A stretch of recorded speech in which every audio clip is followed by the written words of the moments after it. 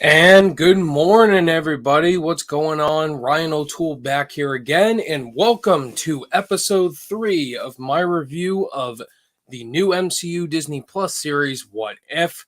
Episode 3. What is going on, guys? Thank you so much for watching the previous 2 episodes in this series on episodes 1 and 2.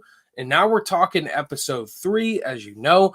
This is spoiler filled. We're going to talk about what happened in this episode and then just give you my overall thoughts. And then we do the same process every single week. If you guys happen to be new on the channel and you love What If you're a big MCU fan, I talk about the show every week. Consider clicking that like and subscribe button and hit that bell notification icon. So that way you can get notified whenever new What If reviews are dropped on this channel every single week. So without further ado, guys, let's just dive into this episode. This episode is what if the Avengers were all killed off? What if they all died and we had no Avengers? In this timeline, like no Captain America, no Iron Man, no Hulk, no Thor, no Black Widow, or Hawkeye. What if they all just died? That's pretty much what this What If episode is. So the episode does open up with Tony Stark and Iron Man 2 talking to Nick Fury and Natasha Romanoff. He's sitting on the donut place like he did in the movie. And Nick Fury and Natasha Romanoff are talking in the restaurant. And then out of nowhere, when Natasha Romanoff does give Tony Stark that little zap thing that she gave him in Iron Man 2, he just dies. So that's pretty much kicking it off right off the bat. Tony Stark dies right there. They're flipping out. And so that pretty much was how different this episode was. Just all of our main Avengers characters just dying left, right, and center. And we just have no Avengers. And then we see pretty much the same thing happen with Thor and Hawkeye and other Avengers here. So Thor and Hawkeye do die as well. And so we do see Clint and Nick Fury. Of course, it brings us back to the first Thor, with Thor trying to get his hammer, Mjolnir, fighting off all the security guards. We also see Phil Coulson back in this episode right here. And then Nick Fury's calling into Phil Coulson and like, what does the suspect look like? He has beautiful blonde hair. They're pretty much describing Thor, and Thor tries to go get his hammer like he does in the movie. But this time we see Hawkeye standing on top, and Nick Fury says, "Don't kill him. I want to see this moment." Instead, he kills him. And yeah, Thor dies. He just dies right then and there. And then Hawkeye is put in containment. And while he is in containment, Hawkeye dies right after him. So, yep, our next few Avengers go out like that. And so the same process happens then and there for the rest of the Avengers. But before that, we do get an appearance from an iconic villain in the MCU, and that is Loki. As we saw in those trailers, Loki does make his appearance in this episode, and the Asgardians. And Loki is like, I want the murderer of my brother right then and there, or I will cleanse Midgard of ice. He's basically a frost giant. We know Loki is a frost giant. And so it's cool to hear Tom Hiddleston's voice back as Loki, bringing that nice command and presence, saying, I am Loki, Prince of Asgard. And so great to hear that command and voice there from Tom Hiddleston. And then we go back to a little MacGuffin Black Sheep film in the MCU with the Incredible Hulk, where Natasha Romanoff goes undercover to try to warn Bruce Banner. And we do get the return of Betty Ross in here.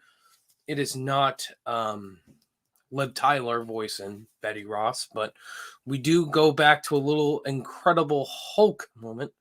Natasha's trying to get Betty Ross to like, where is Bruce Banner? And so Bruce says there's no need for violence, Nat, and Betty Ross is not allowing Natasha to try to get to Bruce.